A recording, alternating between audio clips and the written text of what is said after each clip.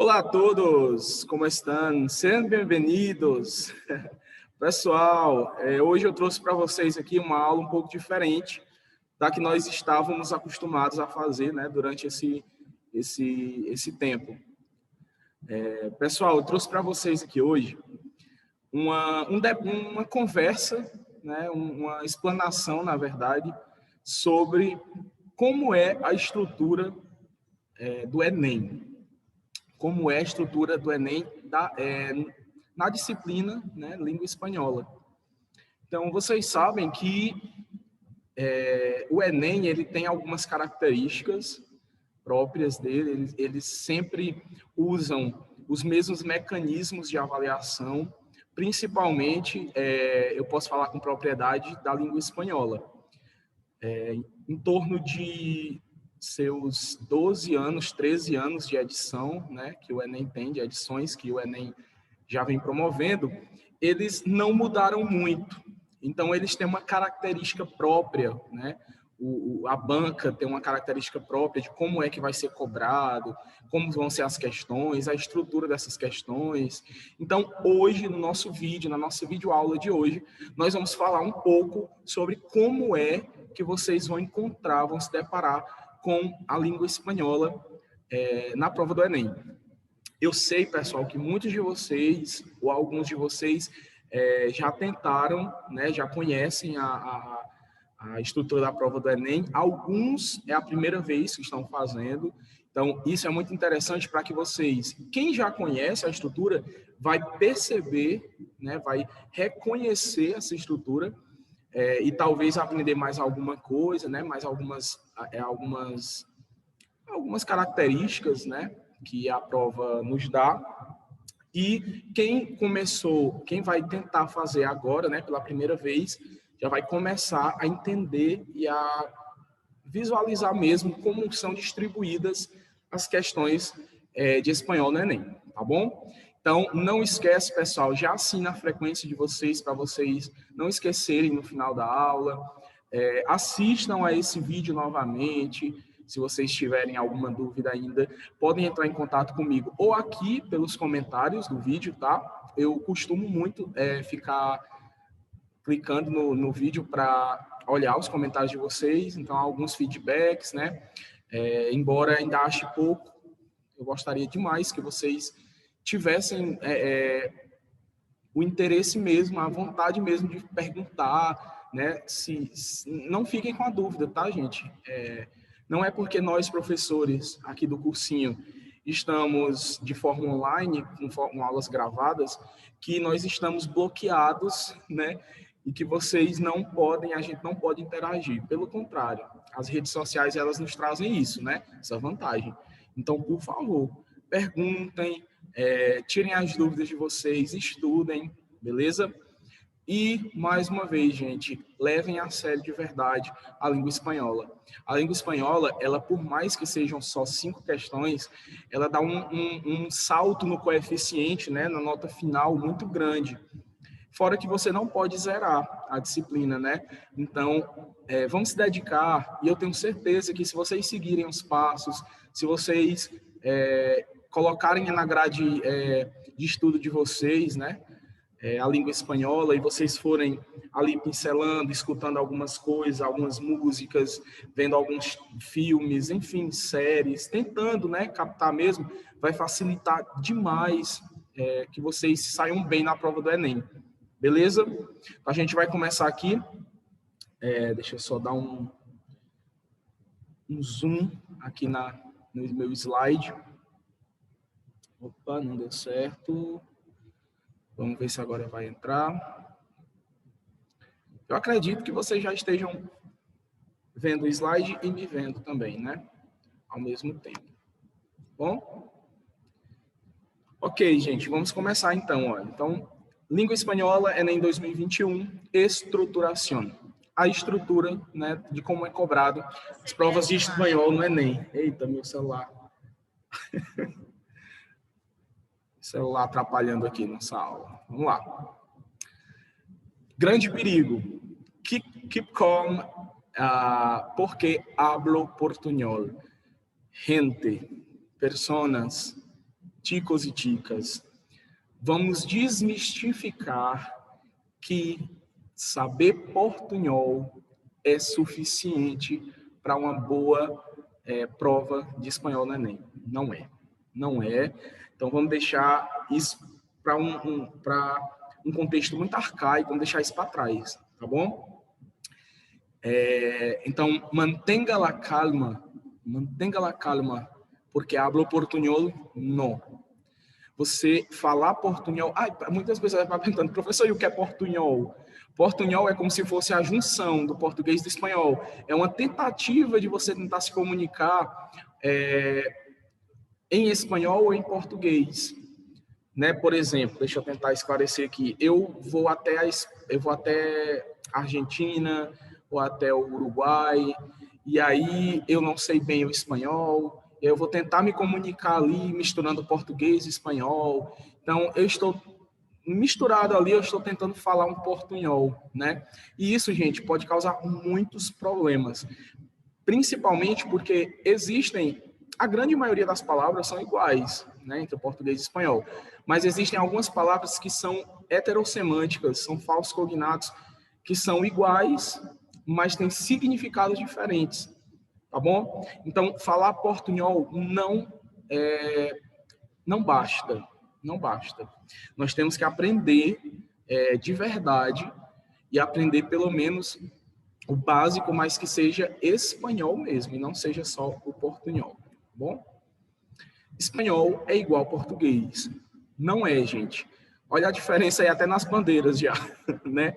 Então, gente, vamos botar na cabeça que espanhol é um conjunto de 21 países, né? A língua espanhola, na verdade, faz parte de um conjunto de 21 países que falam a língua espanhola e tem suas características, tem as suas diversidades aí, linguísticas, culturais, é muito distinto, tá? E o português, então, nem se fala. Então, por mais, gente, que eles tenham vindo de uma mesma raiz, né, do latim, que eles sejam línguas muito próximas, eles têm diferença, tá? Então, espanhol é igual ao português? Não. Cuidado, tá? Vamos falar um pouquinho sobre a prova do Enem, de espanhol do Enem. Então, são apenas 5 questões. Como eu disse a vocês, parece pouquíssimo, mas não é, tá? Porque são 5 questões aí que dão um salto na nota de vocês no final. A maioria delas feita para testar o conhecimento instrumental do aluno, ou seja, a capacidade de ler e interpretar corretamente um texto, um quadrinho ou uma situação qualquer. Vocês já devem ter observado que as questões de espanhol, elas sempre tratam de alguma descoberta científica ou de algum estudo sociológico, trata principalmente esses textos, eles tratam sobre a questão cultural de um povo, né, que fala espanhol, por exemplo, um pouco os porteños, né, que são os argentinos, ou ainda os bolitas, os bolivianos, ou fala de qualquer país que fala espanhol, dando uma ênfase à cultura daquele povo, né? E às vezes trazendo para o Brasil. Então, o que é que o Enem quer? Ele quer saber se você consegue entender uma charge, se você consegue entender um texto simples de espanhol, se há essa comunicação, né, sua com a língua espanhola. Então, o conhecimento instrumental da língua é um conhecimento que serve para comunicação, se você consegue se comunicar, tá bom? Então, o que o Enem espera do participante é o seguinte, vamos lá. O que é que ele espera de você? Associar palavras e expressões ao tema da questão. Então, muitas vezes vão aparecer ali palavras destacadas para você, ou alguma expressão destacada no texto, e aí ele quer saber se você compreende aquela expressão, o que é que está querendo dizer naquele contexto. E aí muita gente, às vezes, perde a questão porque não prestou muita atenção no contexto. Então, às vezes, tem lá uma frase e uma palavra que você não conhece ou que está colocada lá de propósito, porque tem um sentido diferente no espanhol, e aí você simplesmente traduziu aquela palavra ou não traduziu ela de jeito nenhum e marcou qualquer questão lá, enfim, sem analisar a frase inteira. Então, não façam isso, gente. Observem de verdade o contexto. Quando a gente fala isso, é para vocês realmente pararem para refletir na questão. Eu sei, gente, que são 3 minutos, 4 minutos para cada questão, blá, blá, blá, mas não levem isso em consideração não, tá? Levem em consideração que você está fazendo ali a sua questão, que você está lendo, para que você não precise ficar relendo, lendo de novo e etc. Tenha um senso, um foco, né, de concentração no que você está lendo e no contexto, tá bom? Principalmente isso. Será o que é que ele quis dizer dentro dessa frase? Então não pegue palavras soltas. O Enem não vai dizer, traduza a palavra embaraçada para o português. Ele não vai fazer isso, tá bom? Ele vai tentar fazer com que você reflita a questão, que você reflita sobre o que o autor está querendo dizer, beleza? Segundo ponto, demonstrar que possui familiaridade com informações, tecnologias e culturas estrangeiras. Isso é importantíssimo, principalmente essa última parte, culturas estrangeiras. Gente, o Enem, ele quer saber se você conhece um pouco da cultura da Argentina, se você conhece um pouco da cultura da Espanha, embora não seja muito cobrado, tá? A questão cultural da Europa, da Espanha, no caso. Eles gostam de trazer mais para a nossa realidade, para a América, né? A América Latina, né? O que mais? Se você conhece um pouco sobre o México, se você conhece um pouco sobre a Venezuela, quais são, assim, o que chama mais atenção na cultura deles. Então, é importantíssimo que, se você tiver aí um tempinho livre, pegue um documentário, pegue um vídeo de um vlog, né, de alguém que viajou para algum país que fala espanhol, conheça, né, como é que eles se comportam, pelo menos como é a região, né? Isso é importantíssimo para o Enem. E vocês vão perceber que é assim. Nas próximas aulas, eu vou estar trazendo para vocês algumas questões das edições passadas do Enem, para a gente trabalhar junto. Se eu não me engano, na próxima aula, tá? Então já fica aí o tema da nossa próxima aula, tá bom? Eu vou sempre estar trazendo para vocês, desculpem, eu vou sempre estar trazendo para vocês, a cada 1 mês ou 2 meses, resoluções de questões, tá? Então isso é importantíssimo, a gente bota em prática mesmo o que a gente está aprendendo. Então, cultura estrangeira, certeza que cai algum texto sobre isso.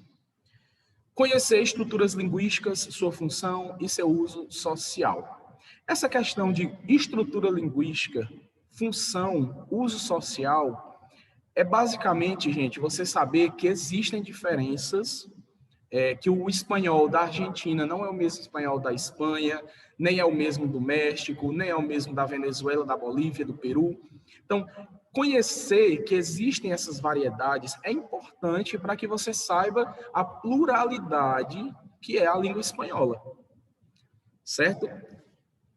As multifacetas, né, da língua espanhola, as múltiplas faces que ela nos proporciona, assim como em português. Então, às vezes, você pode pensar, nossa, mas é muito difícil, como é que eu vou conhecer 21 características, de cada país tem sua característica diferente? Não é isso, gente.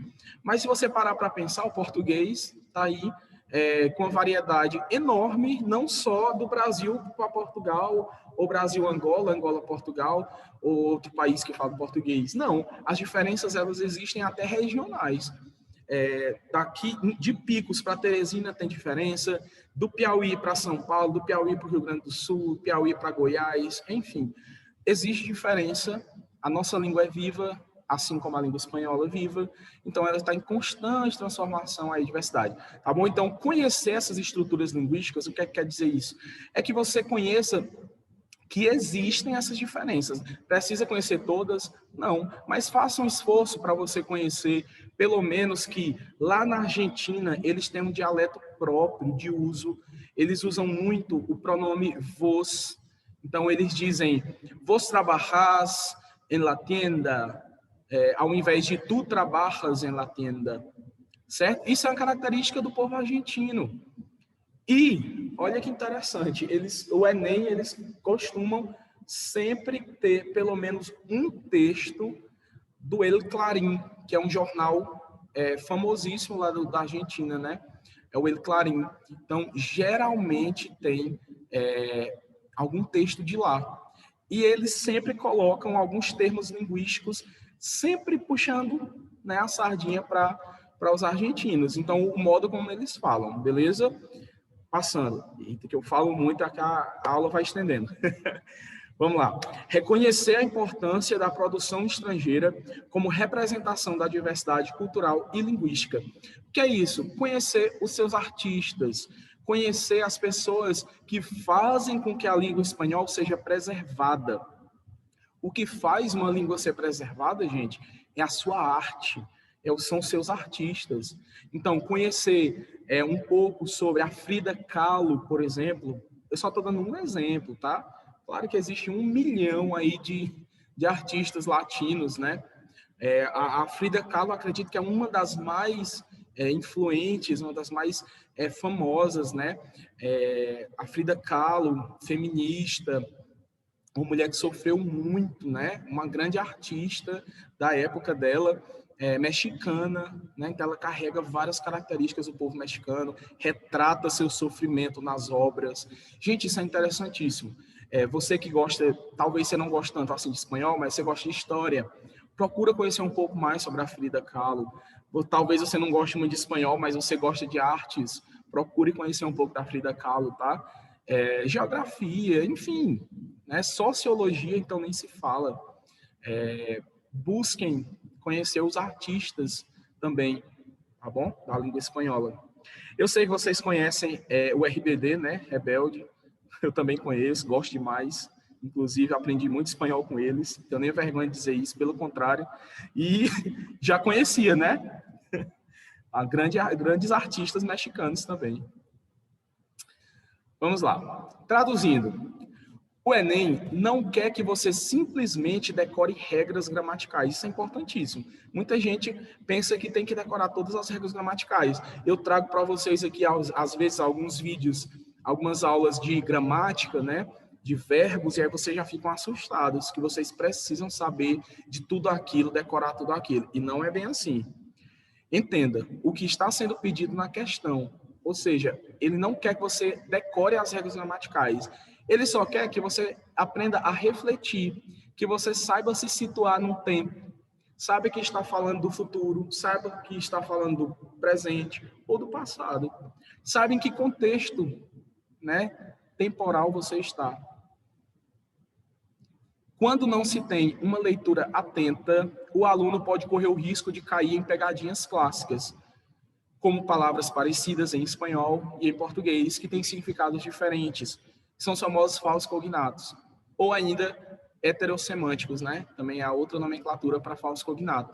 São palavras que são iguais, gente, na escrita, na pronúncia, às vezes, mas tem um significado totalmente diferente. Um exemplo clássico, embaraçada.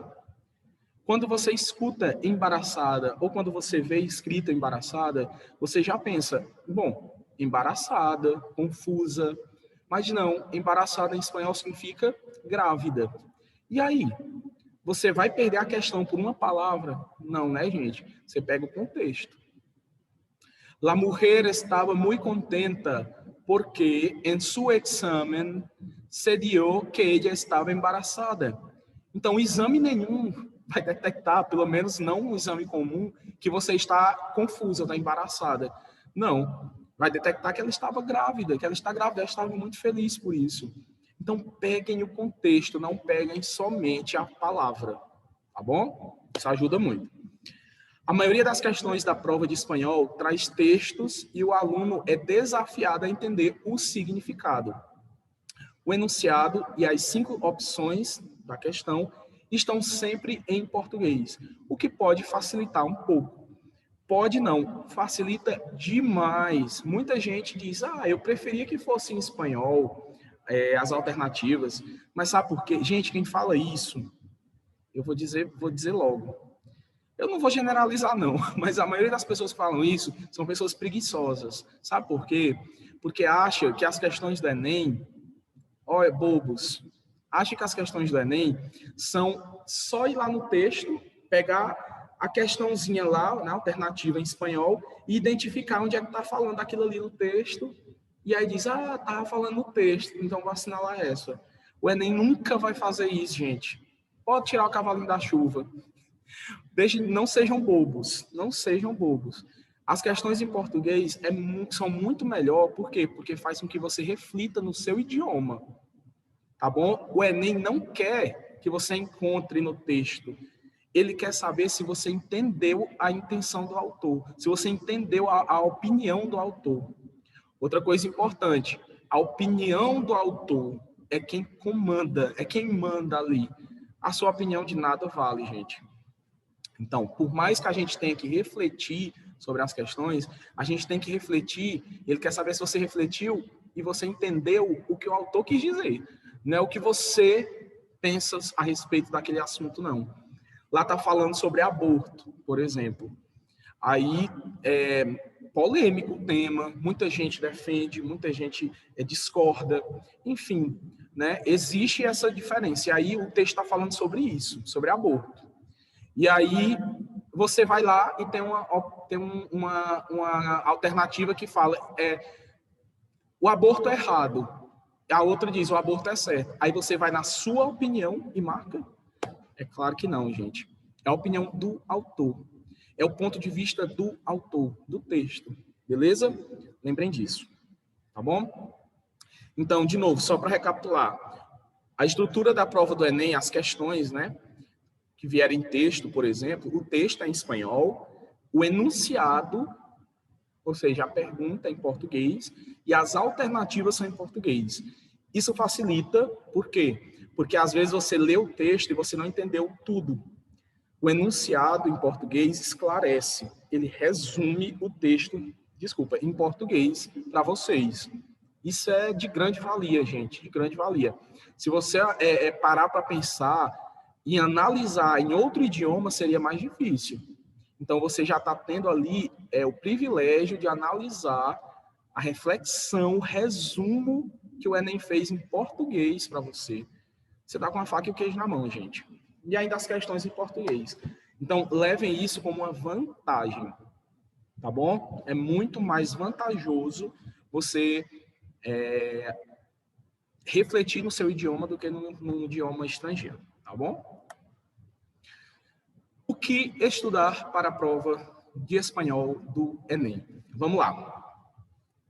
Eu sei que eu podia ter trazido isso aqui nas primeiras aulas, né, gente? Me desculpem.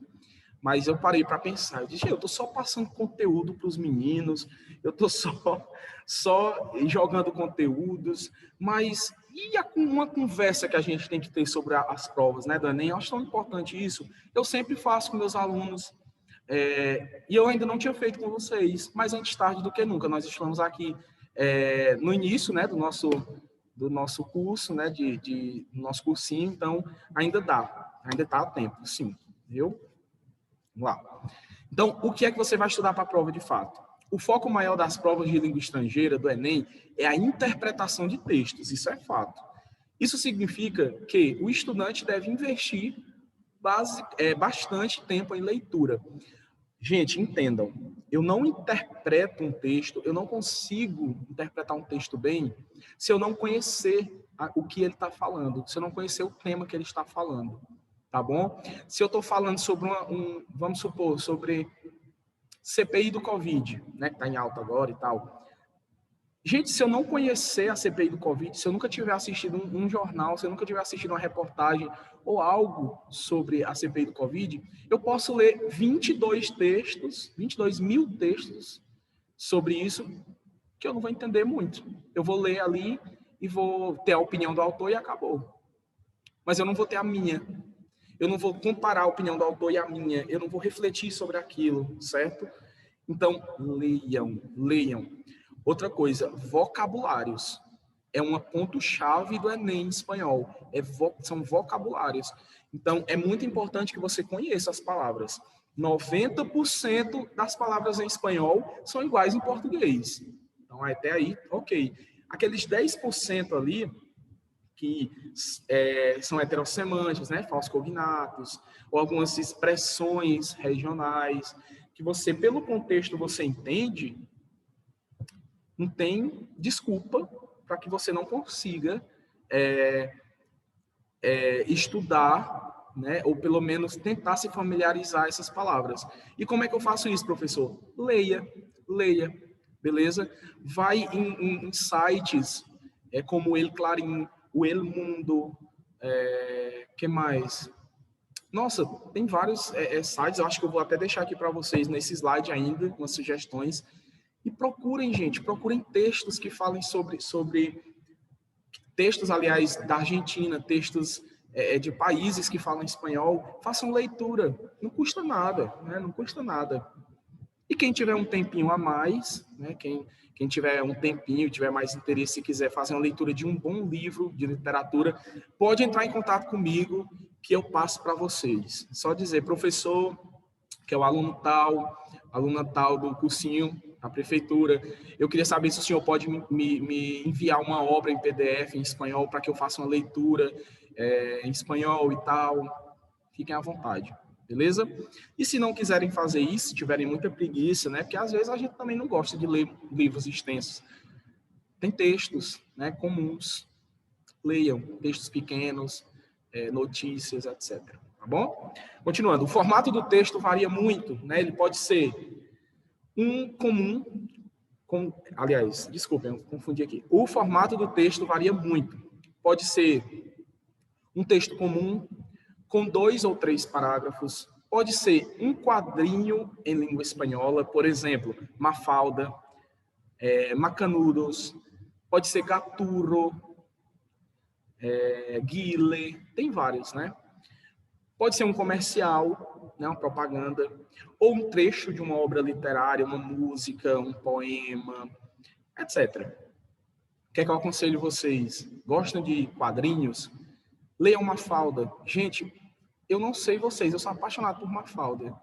Ela é uma criança extraordinária, uma gênia incompreendida, eu diria. Porque ela é muito crítica, ela é uma... Outra coisa interessante, é bom conhecer as características, né, de personagens famosos, como, por exemplo, Mafalda, né, que a gente está falando. Olha, uma coisa que eu sei de Mafalda. Mafalda tem 8 anos de idade, ela é da cidade de Buenos Aires, na Argentina. O criador dela se chama Quino, inclusive ele faleceu, se eu não me engano, em 2019 ou foi 2020, foi acho ano passado que ele faleceu, mas deixou um legado enorme aí. Quem nunca se deparou com a tirinha de Mafalda, né? Não, gente, Mafalda é muita cultura, é muito bom ler Mafalda. Ela é muito crítica, é muito engraçada as tirinhas dela. Vamos lá. Continuando.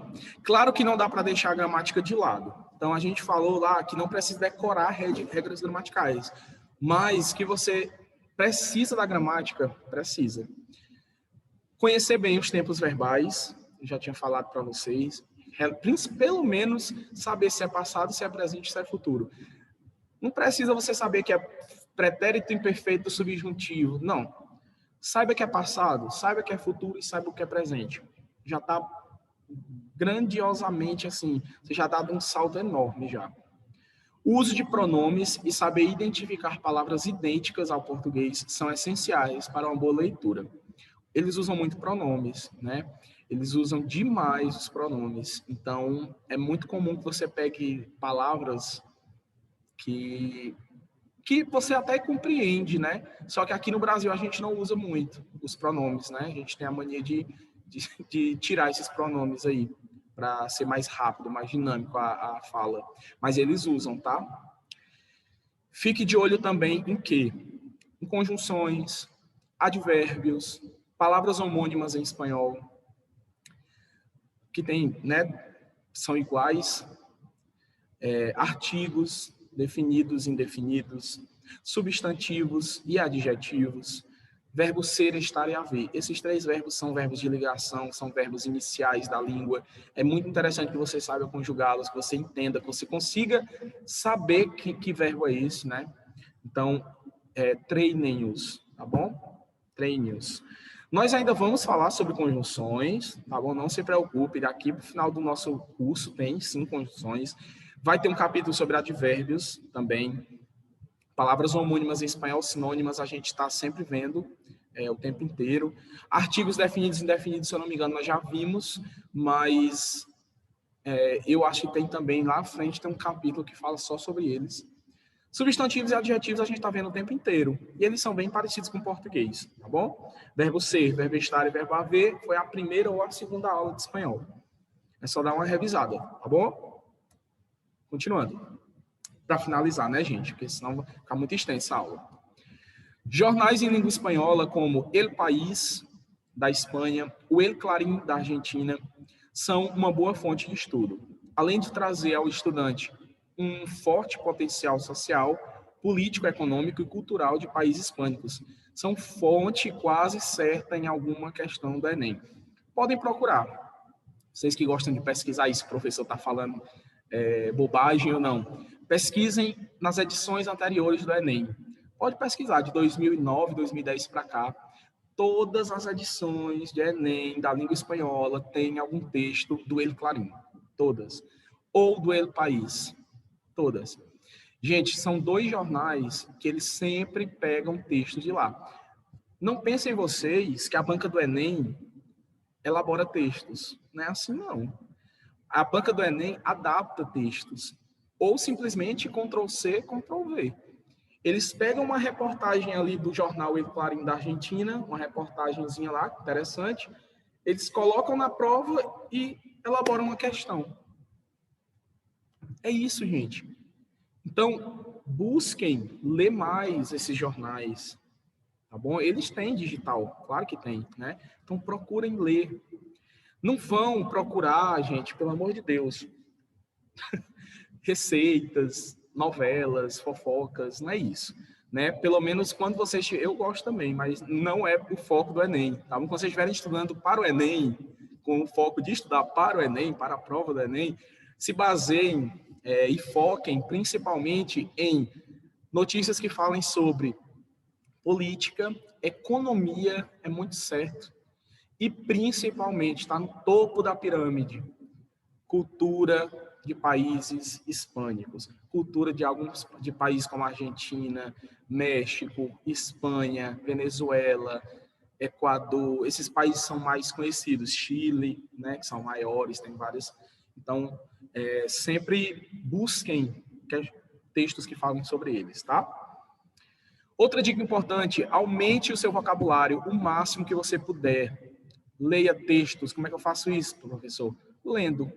Eu só consigo aprender uma palavra nova quando eu leio em outro idioma. Então, leia textos, traduza-os, anote. Quanto mais você conhecer o significado das palavras, mais chances você tem de acertar as questões. É claro, né? E o melhor, você poderá fazer tudo isso com mais rapidez. A gente sabe que o Enem, a luta de vocês no Enem, não é só com as questões. A luta de vocês também é com o tempo. É com a estrutura psicológica de vocês. Então, gente, quanto mais ágil, eficiente você puder ser na questão, melhor. Isso você faz o quê? Pegando aquelas questões que você tem mais afinidade, aquelas disciplinas que você tem mais afinidade. Eu vou já falar sobre isso. Ao longo dos últimos anos, a imensa maioria das questões tem sido de interpretação de texto, e isso deve permanecer por enquanto. No entanto, já caíram questões de tradução de expressões, poemas e letras de música. Fique atento. Nós vamos ver na próxima aula, nas próximas aulas também, não só na próxima, mas nas que virão mais à frente, algumas questões das edições passadas do Enem, e vocês vão perceber exatamente isso. Exatamente isso. Que sempre vão aparecer poemas e letras de música que falam sobre o povo de uma região, retratam a cultura de uma região. E é muito interessante que você consiga entender aquelas expressões ali. Tá bom? Como é que você vai se dar bem na prova de espanhol? As questões de espanhol têm geralmente a seguinte estrutura, prestem atenção. Material é em espanhol, o texto, o quadrinho, o comercial, a propaganda, né? O poema. O enunciado é em português e as opções da resposta também são em português. O importante do Enem é ter foco e ficar atento ao que é pedido. No caso da prova de espanhol, o ideal é quebrar um pouco a sequência lógica da questão. Veja como é que você vai fazer isso. Agora, gente, eu vou explicar para vocês a minha maneira de resolver questões de espanhol. Olha, gente, não é querendo me vangloriar nem nada, mas eu já fiz algumas provas, alguns testes de espanhol, e eu me dei bem em todos, assim, muito bem mesmo em todos. Por quê, professor? É só porque você é professor de espanhol? Não, gente, é porque eu comecei a quebrar a sequência de resolver questões. Principalmente, quebrei a lógica de resolver questões do Enem. Preste atenção. O que é que você vai fazer primeiro? Comece lendo o que pede a questão, o enunciado em português. Não leiam primeiro o texto. Leiam primeiro o enunciado em português. Prestem muita atenção nesse enunciado. Isso vai ajudar você a ler o texto em espanhol com um foco em mente, com um foco maior. Por exemplo, você tem um texto lá sobre um assunto que você não domina. Deixa eu pensar num assunto que você não domina, não sei, é muito relativo isso, né? Mas um assunto que eu não domino muito, que eu não gosto muito, que eu sei que é importante, mas eu não... Economia. Leis. Pronto, leis. Vou até puxar mais para leis. Eu não entendo muito de economia nem de leis. E aí o texto fala sobre isso, em espanhol. Eu sei espanhol, mas é muito mais interessante para mim que eu leia em português, na minha língua, para que eu me familiarize com o que vai ser dito lá em cima. Por quê? Porque o enunciado, gente, ele em português ali, aquele enunciado, aquela pergunta, é o resumo do texto. Ele diz assim, no texto tal, que aborda isso, isso e isso, aí ele vai dizer o que é que quer. Então, quando você lê o enunciado, você já sabe o que a questão quer. Já sabe sobre o que está falando. E sabendo o que está falando e o que quer na questão, fica mais fácil quando você vai para o texto. Aí sim, leia o texto em espanhol e tente localizar a resposta pedida. Isso aí economiza tempo. Lembrando, essa dica que eu estou dando para vocês não é para fazer sempre. Isso aqui, gente, é quando você está lutando contra o tempo. Você, na prova do Enem, né, no caso, você luta contra o tempo para resolver as questões. Então, aí você está lutando contra o tempo. Então, você uma estratégia para você economizar tempo, tá bom? Quando você não estiver fazendo prova, não estiver sob pressão, aí não. Aí você lê o texto, relê, trilê o texto, enfim. Leia quantas vezes você quiser. E aí depois vai para as questões, tá bom? Procure na lista de alternativas a que melhor se adequa à pergunta e assinale. A que melhor se adequa à pergunta, gente. Não mudem o foco. Muitas vezes a questão, ela tem uma alternativa que é absurda, uma que não tem... Uma ou duas que é absurda, né? Não tem nada a ver com o texto. Tem muito absurdo para marcar. E 3 questões você fica em dúvida. 2 delas vão ter informações do texto, mas só uma delas vai estar englobando tudo. Só uma delas vai estar resumindo tudo. Vai estar generalizando. Lembre dessa palavra, generalizando, tá?